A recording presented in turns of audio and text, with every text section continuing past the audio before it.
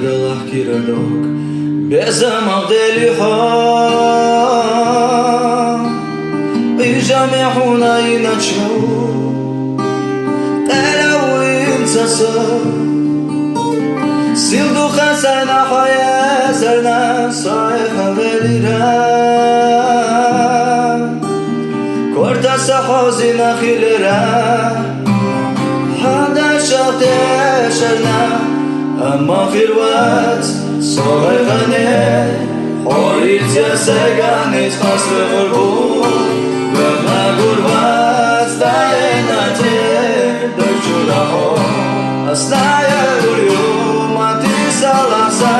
Savarya hırcuş Yati hasan Svina göbu Emar uzo Hoyotuş vaka Maldayda raho Sane qashlecha Sane qashlecha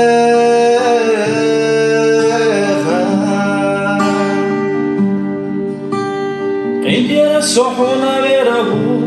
Yevazlo yeshina Qiyachunsa dakhar astu qurdu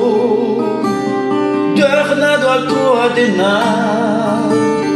Gerlaču bjezama tyranja Isajna jazdina Qiytar gusa duhata shoma Samun me eshashta Amma khirvat soğayğane Hoyit yaseganet aslı qurbu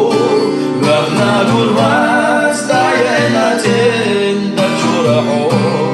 Dayoy uyu Matiza lahsa Sovarih vejush Yatki hasan Asri naglehu Emar uzu Hayotush Vava Marata lahu Sane qashlecha Sane qashlecha